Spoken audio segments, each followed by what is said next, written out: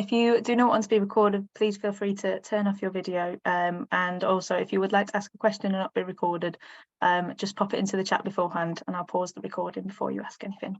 So, okay, I'll start sharing the screen again, Chris. Thank you very much for that. It's all right, no worries. I'll restart my timer. Okay. Yeah, so just to record, I'm Chris Rigby. I'm a technical lead with the Big Solar Cooperative, and we're a national cooperative looking at solar PV developments up and down the UK, working with individuals and community groups as part of our cooperative. So if you can go on to the learning opportunities slide, please.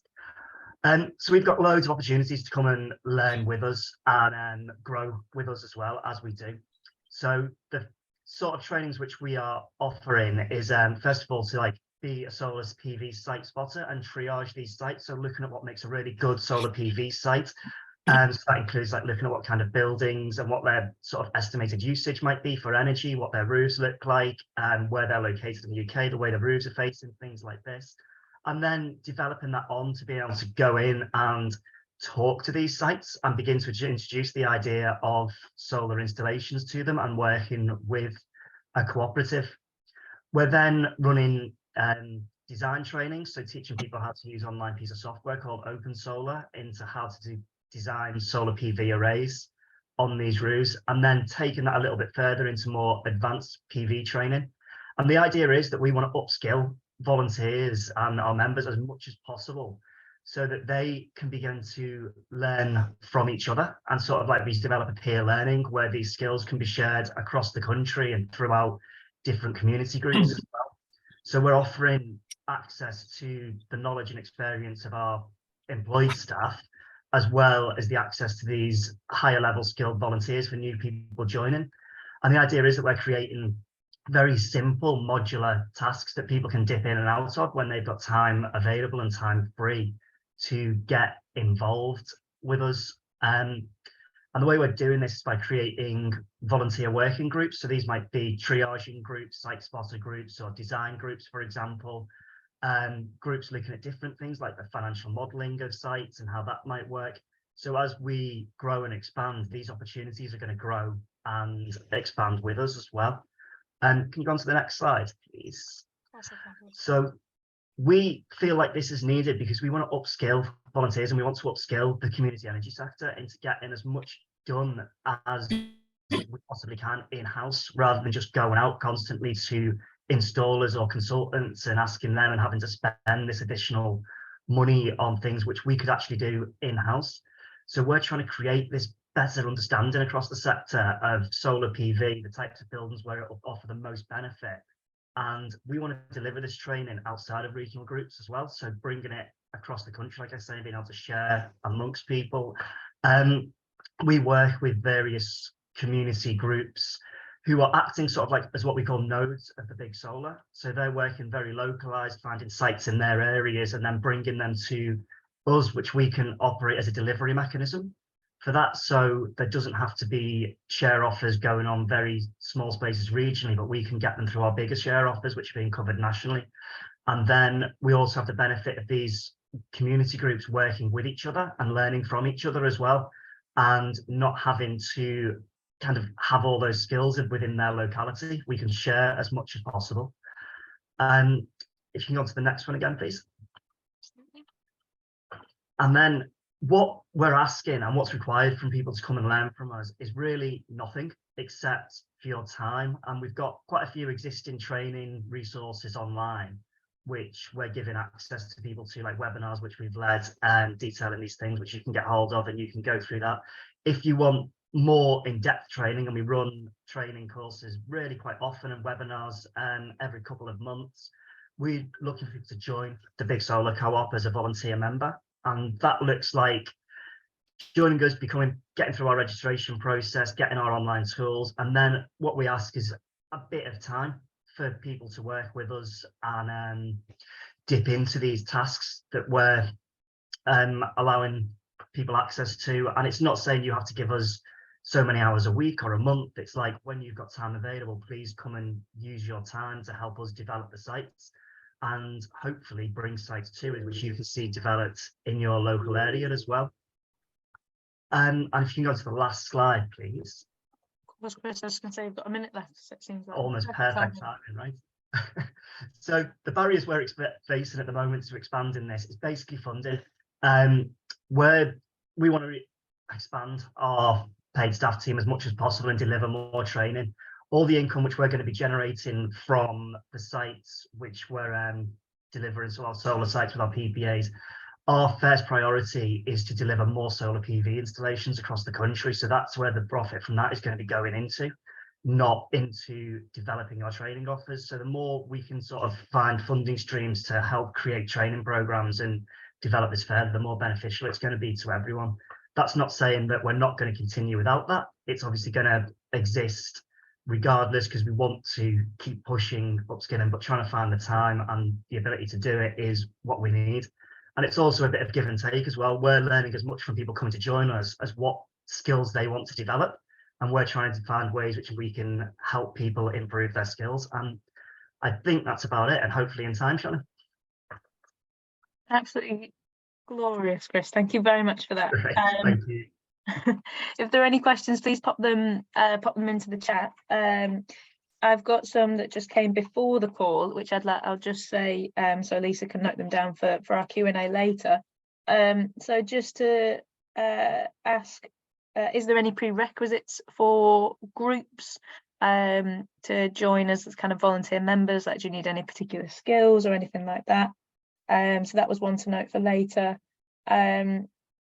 And you said in terms of timings, people were just wondering, like, yeah, how could that look a week? Is that 30 minutes or is it kind of, yeah, what is kind of a bare minimum commitment time wise was a question that came through. So they were two for later, Chris, but thank you very much. That was a fab presentation. And I will gladly hand over to our second presenter, which is Kate Meakin from Energise Sussex Coast, who will be talking about their new Energy Champions training. Well, I don't know how new it is, Kate, sorry, apologies. Okay. I'm sure it's been going for many a year. So I know that you've recently received quite a substantial amount of funding to deliver this and to expand it. So that's what I meant by new. But we'll be talking about Energy Champions training that Energise Sussex Coast deliver. Thank you, Kate. I'll hand over to you. Okay, thanks everyone. So I'm Kate. I'm here from Energise Sussex Coast. We're based down in Hastings by the seaside. I'm also a director of our sister co-op, which is a solar co-op. But with Energise Sussex Coast, the sort of focus of our work is a lot around fuel poverty and community engagement, and how can we work as a community to try and decarbonise sort of from the bottom up and do it ourselves. So we've been doing energy advice since our inception in 2012. So that's like over 10 years now, which is fantastic. So it's really part of the DNA of our organisation. I actually manage our energy advice service, and we have a team of 5 professional energy advisors who are paid. But obviously this year has been the year of, or last year even, the energy crisis. So we've seen prices just skyrocket. And I think probably every single person in the country has had a conversation with someone about how expensive energy is or what they can do to save energy. So we're at this real moment, which is, it's a crisis and it is really awful, but it's also a time where people want to talk about energy. So I think there's an opportunity for community energy groups to step into that and be the people that are on the ground talking to their neighbours about energy and what we can do to decarbonise, how we can retrofit, how we can save money on our bills. So with that as sort of the background, that's why we developed the Energy Champion project. So it is something we've done over the years, and we've had volunteer energy champions. But we're trying to make a sort of super duper gold standard energy champion training. And so it's for volunteers, so it's not about paid professionals. And we are doing this, not just us alone as Energise Sussex Coast, Community Energy England has a working group looking at energy efficiency. So as part of that working group, we've really been talking about how can we do more as a sector around energy efficiency. So then with the opportunity of our new project, which is funded by the National Lottery Reaching Communities Fund, we decided to use the opportunity and work collaboratively with 2 other community energy co-ops. So we're working with Alex, who's part of South East London Community Energy and Community Energy London, and Tara, who's part of Exeter Community Energy. And anyone who went to the awards last week will have seen both those organisations. So we're using our collective wisdom and our learning from the years to come up with a really great programme of training for volunteers that would like to go into their community, be the go-to person to talk to about energy. And it's a really sort of broad volunteer role. So just to give you an idea of the type of energy champion activities, the sort of bread and butter things is going along to local events, maybe markets, going along to the services that people use already, for example, food banks, and being there to give sort of light touch energy advice, talk about saving energy, energy efficiency. The other things that energy champions might do is go and give talks, organise workshops. We've got lots of interesting projects across the country with people doing draft proofing, going into people's houses, doing the thermal imaging as energy champions, which is coming on to next. There's also people with professional expertise. So we have a sustainable building consultant who's now retired, who gives his time as an energy champion just to try and increase knowledge, awareness around insulation. So it's a really nice role. It's open, it's flexible. People can do with it what they want. And the format of the training is still in development. So this is a brand new project, but it will be 1 day of in-person training, a sort of induction to everything about being an energy champion, all your basic knowledge. And then there'll be follow-up Zoom trainings, and we'll look at things like community engagement, having impactful conversations. So with our project, ours is based in East Sussex. However, as I said, we've used the opportunity to try and offer this across the country. So people will be able to access this training once it's developed in other areas. Alex, that I mentioned, is happy to travel to other areas to deliver the training. So our project as Energise Sussex Coast is concentrated on East Sussex, but anyone across the country will be able to access this training for their volunteers. And in terms of what we need from groups to take part, so it's free if you're in East Sussex. If you're across the country, then there'll be a charge, but we can help you fundraise for that. So Awards for All is a really good fund. That's the sort of funding that you could access for that. We're also part of the Community Energy South Pathways programme. So through that programme, if anyone's in an area where the local authority have teamed up with Community Energy South, then they might be able to access this energy champion training through that as well. So definitely worth talking to Community Energy South, seeing if your local authority has joined that programme of work. So in terms of the barriers that is facing us, well, it's new. We're sort of ring-fenced to East Sussex for the main bulk of the project, but we do plan to scale up. And so we're going to pilot this. We're going to see how it goes. We're going to absolutely perfect it. We're looking into how we can get it certified, so that the champions that do the training come out with some sort of qualification. And then once that's all done, we'll be ready to sort of scale it up and offer it across the country to groups everywhere. Thank you. Fantastic. Thank you, Kate. I was going to pop in with a 1 minute, but you were totally on time and totally in the flow. So it was not needed. That was fantastic. We had some questions which are just which came through in advance of the call. Just you mentioned kind of the 1 day of in-person training, and then the follow-up calls. We had a question around how long would those follow-up calls go on for? So what is the kind of full length of the training? That might not be the reason I didn't answer it is because we're literally doing the training at the moment. So we met up just before the awards and it's in process at the moment. So I think it's likely to be a series of modules which are optional, with each Zoom training being sort of 2 hours. Yeah. Thank you, Kate.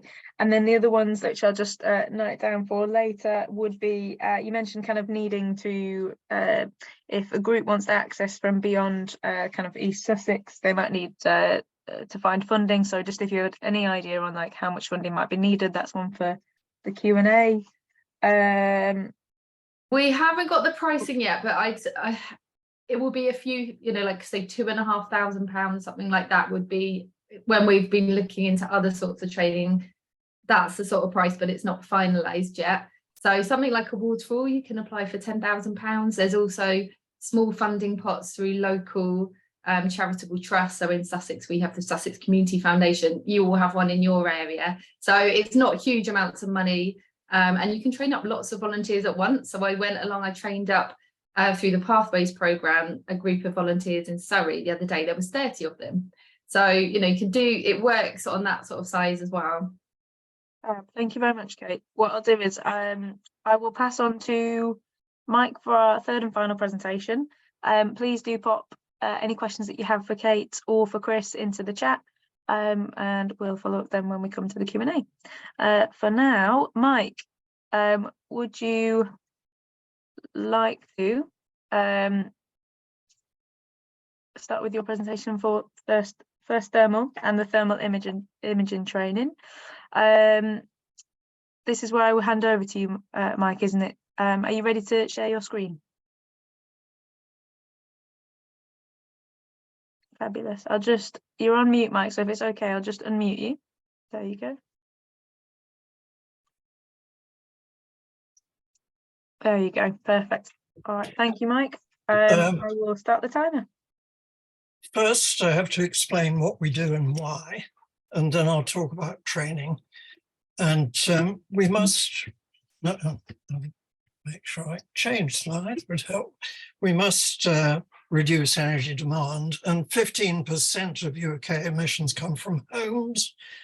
However, government initiatives to improve our homes have failed. With the worst insulated homes in Europe, and now the energy crisis will have a catastrophic effect at home.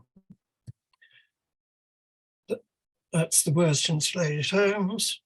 We all need to take action fast, but to be cost effective, retrofit has to be targeted precisely what is wrong with every property, because every home is different. It's impossible to improve homes efficiently with standard one-size-fits-all top-down government initiatives. There's been a heavy reliance on EPCs, but this is misguided because EPCs do not predict energy consumption. On the left scale is the energy used per year by thousands of homes in London. First, note the huge variability of consumption within an EPC band. This is partly due to the behavior of the occupants. But then look at the black horizontal lines, the average consumption. This is almost constant, and actually less in band E than band D. You can't see energy leaks, so I decided to make energy leaks visible by thermal imaging. And a cat loses most of its energy through its eyes. Your home loses energy through weird places too, like round the bath. We do our surveys indoors. We began using thermal cameras that plugged into iPhones, but we had to write new software and also provide portable Wi-Fi so the householder could switch on a tablet. This is crucial for their engagement. Now we've designed and built our own heat view cameras to give us the special features and data we need. We trialed 6 of them last winter, and now we're using our Mark II. Another way we enhance our internal thermal surveys is to fit a large fan in an outside doorway to reduce the pressure indoors. This simulates the effect of a breeze. Why? Because a breeze through a 1 millimeter gap increases the U value by 4.8 times. A new extension with stripped floorboards is revealed as an energy disaster. Cold drafts between the boards are negating the underfloor heating. Drafts can account for a major part of your heat loss, but when you know where they are, you can fix them really cheaply with DIY methods, and as little as £100 per house. For materials and tools, we call this closely targeted retrofit, like draft busting, first retrofit. Expensive new double glazing, completely wasted because the hinges were not adjusted, and worse, the frame was not sealed to the brickwork. And note that our thermal image has a visual frequency image around the edge, like a frame, so you can tell what you're looking at. Missing insulation on a ceiling. We now prefer to use the Ironbow palette of colors, as these are more accurate. We recruit our paid surveyors through community NGOs. The training to CBD standard is for free for the participant, and we require no qualifications beyond competence in maths and English. We've now developed online training comprising 6 modules. You have to pass, this is in the wrong order, Jeremy Birch has also produced videos on the thermal camera. We've developed online training comprising 6 modules, and you have to pass each module before proceeding to the next. It takes about 2 weeks of evening study. And each module has several sections, for example, adequate ventilation without drafts, and of course, covering building construction, energy problems with loft conversion. And we teach about common faults that our surveys reveal. For surveying, we teach risk assessment and health and safety issues and how to take action on them. Jeremy Birch has recorded these instruction videos, which enable remote learning and, importantly, revision at home. And altogether, we've trained over 35 surveyors. Of course, we need a day's hand-on training in equipment use, and trainees conduct several monitored surveys to ensure standards. This was all designed with the aim of being able to franchise our system, including training UK-wide. So the final piece of the jigsaw was the development of our new website, through which we can manage all bookings and CRM for each franchise. Now we're ready to serve the whole UK, and we have a number of community organisations in the queue to join us as franchisees. And that is what we're looking for currently. And we only launched this website, incidentally, in December. The barriers to expansion, if we can get beyond the first half dozen franchisees, this whole system will pay for itself. But we may need more funding in this sort of shoulder period between the finance that we have now, which lasts to mid-June next year, and actually getting to be self-sufficient. And there we look to BAYS because we think this is the thing they ought to be promoting. So thank you very much. Thank you very much, Mike. That was fabulous. And I'm sorry, but the pack of slides I'm showing is actually slightly different to the one I sent, but the one I sent is better. So take your time, look at the slides in the pack. That's fabulous. Well, I mean, that's something for everyone to look forward to. Then we'll send across the elevated slides after the call as well. Thank you very much for that. They have a commentary on them, so you can look at that too. Fab. Thank you very much, Mike. Would it be possible for me to take back the sharing of the screen? All right. No, that's fine. Thank you very much.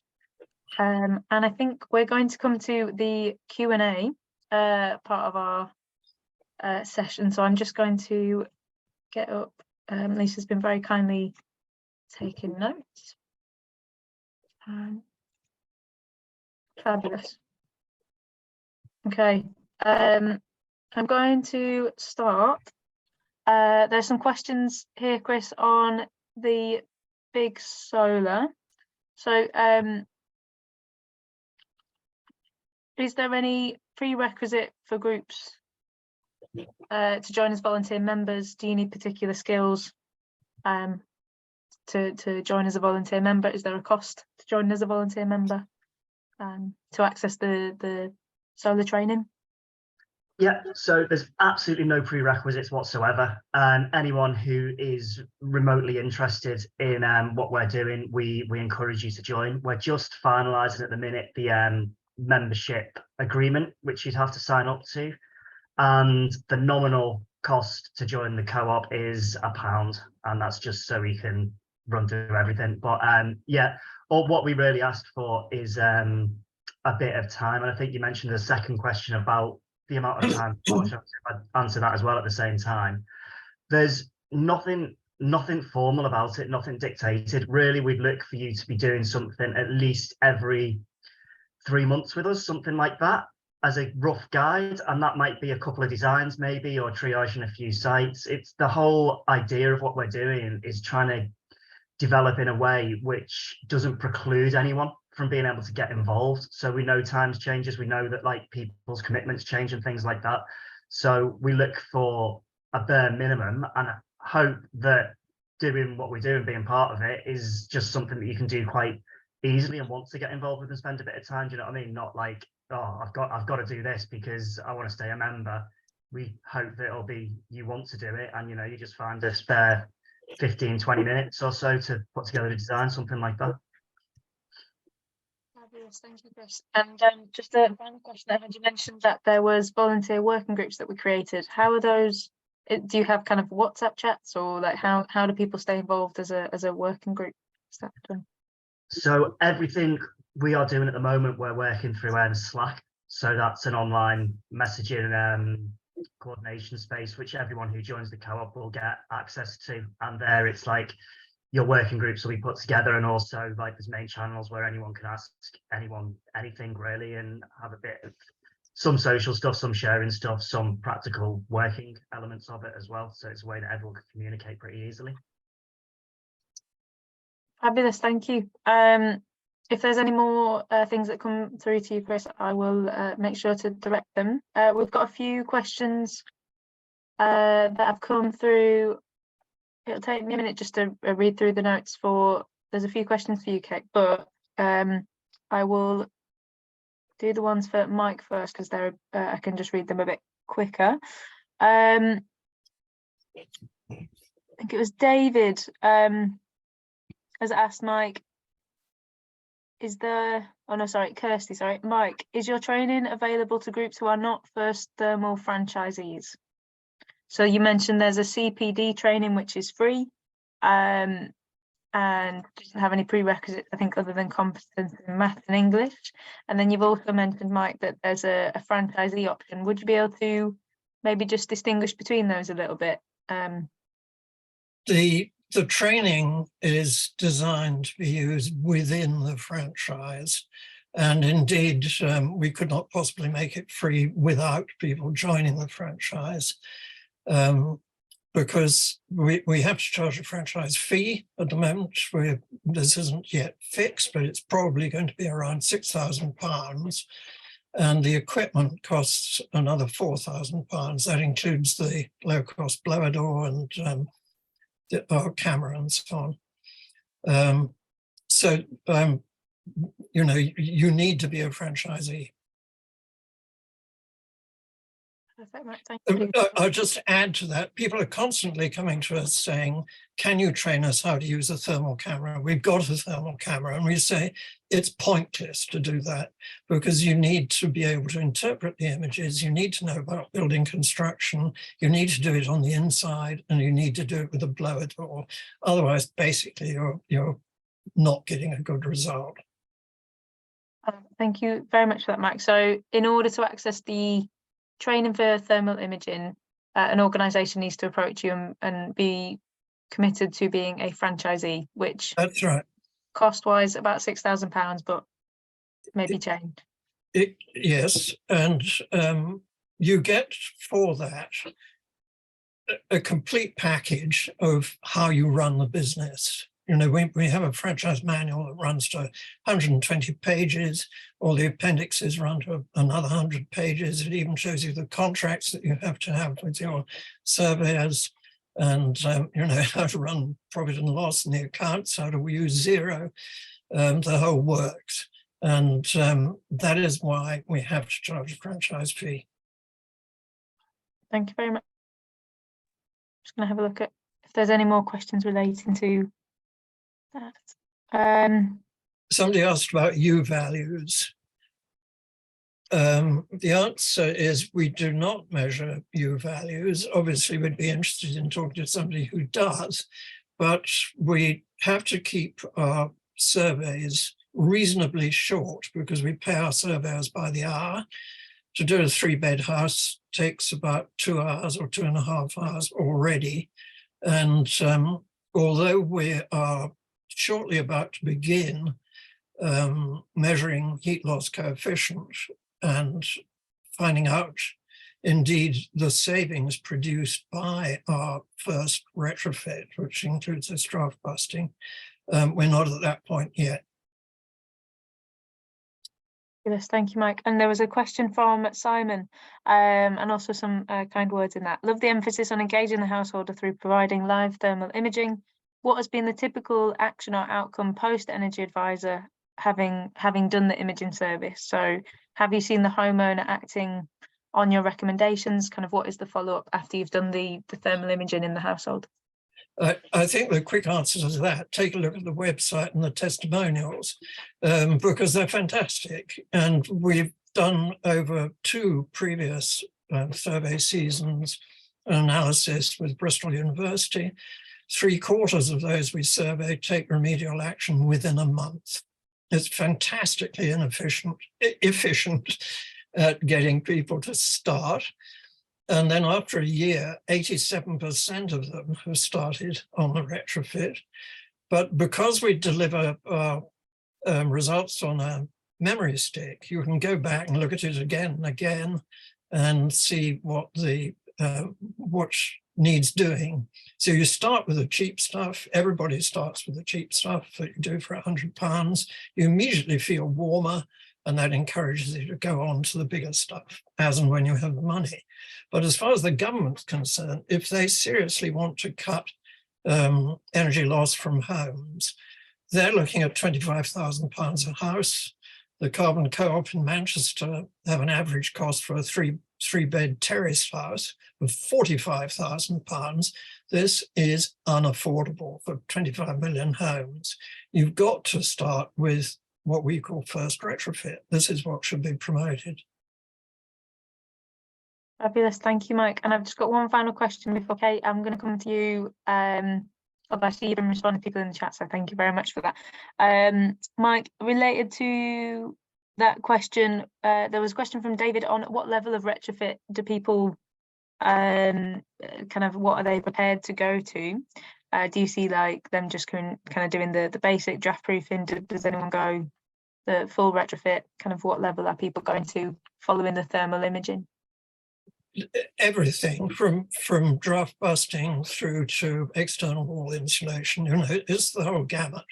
And I should perhaps explain one other thing, that, you know, we've now got past 2035 coming up with, well, it's now legal with the new building regulations. The problem is that starts with an energy assessor, which is basically a tick box exercise like an EPC. And we say you must start by knowing what's wrong with the home. And the way to do that is with a thermal survey. Then you can target the retrofit. The retrofit will be lower cost because it's targeted. And this, you know, we're beginning to get that message through even to councils now. Yes, thank you very much for that, Mike. Kate, I think on the PAS 2035 and 38 standards, there was a question in the chat also for you. Will you be able to train to those standards? I think you've written a response, but if you want to speak to that at all. We do not consider what we do to be part of PAS 2035. It should happen before PAS 2035. Wonderful. Thank you very much, Mike. And I will also ask that question to Kate in relation to the Energy Champion training, if that's okay. Yeah, so our training is really like at entry level. So it's for volunteers. It might be, say, people from a climate hub, from a community energy group, parish council, people already working with, say, vulnerable people like food bank volunteers. So it's aimed at those people, and it will cover all the basics of sort of energy advice, so how you can support people, basic energy saving stuff, an understanding of retrofit, but not giving specific retrofit advice. So I see the Energy Champion is like your first step. And then what we've seen with other groups, and I see Stuart here from Essex, within the groups, you get some people that become really keen on maybe retrofit, and they might train up as a retrofit assessor, or you get other people that love doing the energy advice, and they might train up as an energy advisor. So this is the first step. It gives a really, really good grounding of all the things you need to know to have those conversations with people locally about energy, and useful stuff to them, but it's not getting to the level of sort of the PAS requirements or anything like that. It's much more focused on community engagement. This is the stuff you need to know to have those really good conversations with people in the local market or whatever it is. Thank you very much for that, Kate. And just on that, why is the course being developed when there is obviously the we've just delivered a few courses with National Energy Action and the NEA, and there's lots of energy advice training out there. What do you think this kind of energy champion training is offering that currently doesn't exist? So the NEA training is 3 days, and it's really quite technical, and it's aimed at people that have a professional role or want to have a professional role in energy advice. What it doesn't do is actually any of the community engagement stuff at all. So it's not about the sorts of conversations you will have out in the community talking about all things energy. So our training is sort of the step before the energy advisor training. And it's needed because if you did the NEA and you're new to this volunteer, first of all, you'd be overwhelmed / maybe bored. / wouldn't sign up in the first place. It's too much of a time commitment. So this is sort of a bit of a different kettle of fish. This is for groups that might already be doing community action, like the climate hubs and that community energy groups, and want to be able to have better, more effective conversations around energy issues. Fabulous, thank you, Kate. And there was a final question from Anthony. When do you expect to offer training in the North East? So as I said, we're developing the training at the moment, and we're really working hard to make it as good as it can be, so that we've got something that can work in all different areas. So we're working on it at the moment. I want to trial it out, and then I guess we'll offer it towards the summertime. But do get in touch now, and as I said, if anyone's part of it from an area where there is the Community Energy South Pathways project, then they might be able to access funding for the champion training, as that's something that they've already delivered in other areas. So it's definitely worth finding out from Community Energy South if their local authority is supporting community energy groups. If so, you could access it that way as well. Fabulous, thank you, Kate. We'll pop a link to the Community Energy South Pathways programme into the chat. For anyone that doesn't know of that programme, it's got funding through BEIS to work with interested local authorities who maybe have little or no or some, like a small number of existing groups, to help upskill and mentor to create more community energy groups, more community energy projects in a particular region. So capacity building. So we can put up a link into that. If you're unsure if your local authority is working with Community Energy Pathways, you can email them and find out and maybe access funding for the training. So thank you very much for that, Kate. That's a really good bit of information to know. There was an additional question that came through to you, Chris. Is your current membership model focused solely on individual volunteers rather than organisations? How would ownership of rooftop projects work in collaborative projects and share offers. Todd, would it be okay for you to just briefly speak to that? I'm aware we're coming up to time, so I'll wrap up, just see if there's any final remaining questions. This will be one of the last. But Todd, could you just speak to that question, maybe clarify it a little bit, just to make sure we're asking?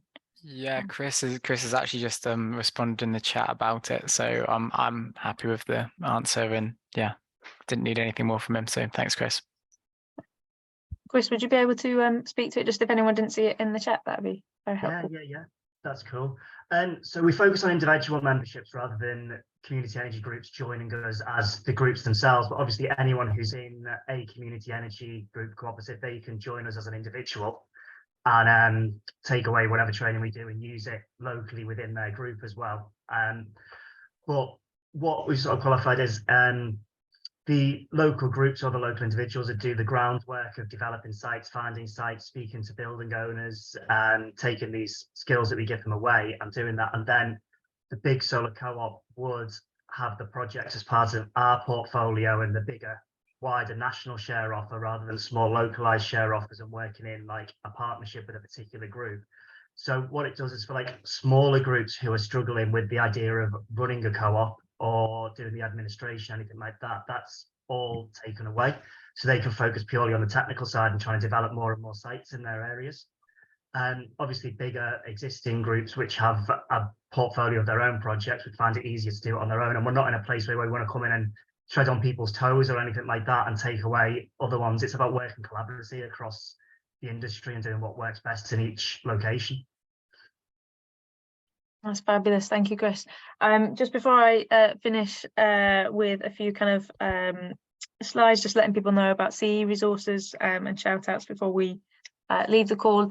The final thing, just a brief touch on if any of our speakers wanted to add any final thoughts. One of the key pushes that and barriers that we've seen in the sector is obviously groups trying to find sources of income and keeping their organisations going in a hard time. Is there anything that you think your training, or I know Mike, you mentioned the kind of franchise model that's tied to that, could open up for groups if they take part in this training? Is there any opportunities in terms of future income that they could look to? No worries if not, but just that is something we're noticing across the sector. If anyone wants to speak to that briefly before we... I could come in briefly on that. We had a lot of discussion about which form of company we should set up to do the franchise. Should it be a co-op, etc. And we came to the conclusion it had to be a limited company, because although the articles are set up like a kick, which is how we started with the cheese project in Bristol, we need to be able to raise finance if necessary. So we could go to the market to raise finance, but obviously we would far prefer to have grants. We don't have to pay back. But the whole point of the franchise model is that the individual franchisees should run at a profit. We want preferably work with not-for-profit organizations, but they cover their costs and may make a surplus, which they can then invest in free surveys, because we also aim to do at least 10% and up to a quarter of our surveys for free to people on low incomes. Fabulous, thank you for that, Mike.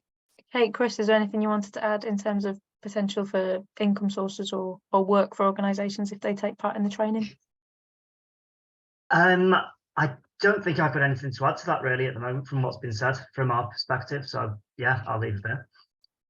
No worries, thank you, Chris. So if organisations want to get involved in developing PV sites, Big Solar Co-op in the training. Kate? Sorry, were you coming through to me? Yeah, just if there was anything you wanted to add, there's no pressure on that at all. So the only thing, I guess, obviously you're not going to generate income through the Energy Champions work, but I'd say it could be part of a long-term aim to try and do more around energy efficiency, and this is your first step. So this is a way of getting that knowledge, getting the expertise, seeing who's enthusiastic in that group, sort of going in the direction. So if you're from a co-op and you've been doing lots of solar stuff and you haven't done anything around energy efficiency, then this is an opportunity to start doing that. And then if things go well and if people like it, or you get those enthusiastic people, then there are opportunities to professionalise, perhaps have an energy advice service, and then there'd be income from grant funding for that. So yeah, not immediately, but if this is the direction of travel, then there'd be opportunities further down the line. Fabulous, thank you, Kate. And we're seeing that huge shift across the sector of groups that have never touched energy efficiency now getting involved because of the need across areas. So thank you for that. What I will just do is, as we finalise the call, just a final touch on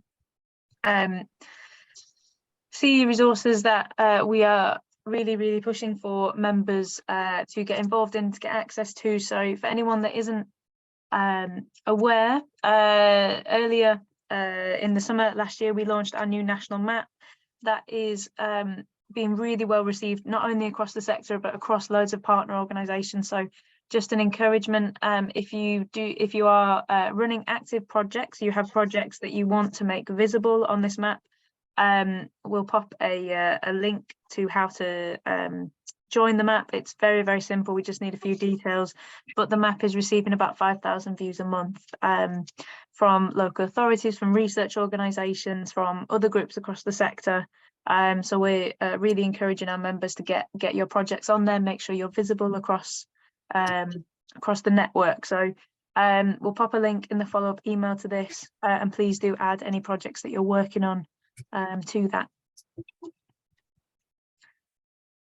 The final reminder, if you want to get on Lumio, make sure you check your inbox and accept the invitation and get on the CEE Practitioner Forum.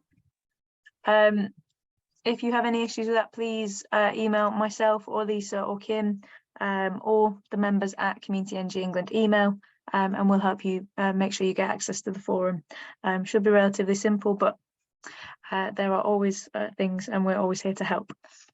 The final thing is just to make sure that you're aware of our, I need to add 2023, I'm behind, of our funding database. So last year we created a new local authority spreadsheet trying to outline the diverse range of funds that are coming through local authorities right now that can be tied into community energy collaborations. So please do check that out on our website if you haven't already. We are also regularly updating from our events and from our kind of knowledge across the sector, new funding opportunities. And we also ask, if you hear of anything, please do let us know. Email members at Community Energy England and try and help the sector access funds, and we'll add it to our database. So thank you very much for everyone that contributes to that. And if you haven't checked it out, you can access that through the CEE page, and one of the headers is news, funding and jobs. So do have a look at that after the call. In the slides, you'll also see some links to access useful things. So please check that out. The last slide has direct links. I will leave that as we're coming up to time now. But I want to say a huge thank you. I want to say a huge thank you on behalf of the CEE team. Thank you to all of our presenters. You did the most exceptional job of keeping to a very short time in the presentations, and also a huge thank you to members for all the fantastic questions. As I said before, if we've missed anything, there'll be a follow-up email to this. Please do send questions through and we'll try and get things answered. We'll also, if it's okay with our speakers, add the emails for following up if you are interested in any of the training opportunities, and they'll be put onto our website very shortly, and also on Lumio. So please do send any feedback from this call. If there's things you'd like in future members' calls, let us know. And other than that, I hope everyone has a really wonderful day. Duncan, you've got your... Yes, sorry, could I just have 30 seconds? Of course you can. Just to say that on the solar roof front, there are two tools that will be coming out very soon. One specific for London from Community Energy London, a map which will highlight all community buildings and their solar potential, and another one nationally being produced by Centre for Sustainable Energy, and I think Share Energy is involved in that, which will be national and will be pretty amazing. The other to say on energy advice, there is a government competition for funding coming out middle to end of February for demonstrator projects in energy advice. So have a think about what that means. There is an event coming up in the Southeast, organised by the Southeast Hub, which would be worth tuning into for that. And if you have a look at our funding database, which Shannon linked to, we're looking for somebody who is interested and benefits from that and knows the arena to maintain it on a sort of day a month basis for the next year ongoingly. So if you have the expertise and interest and would like to do that, or know somebody who has, please be in touch with us to maintain it as cutting edge and useful. Thanks, that's me. Thank you for that, Duncan. Just to clarify, is that a that's a paid opportunity 1 day a week? 1 day a month. 1 day a month. Perfect. Yeah. Thank you very much. Fab. Well, thank you for that, and thank you for taking wonderful notes, Lisa. Thank you for fielding all the questions, and for Kim for also joining us in the call. I hope everyone has a really, really wonderful day, and do get in contact after this call if there's anything further. But I hope the call was useful, and the recording will be made available as well. So thank you very much. Thank you. Thanks, everyone. Bye.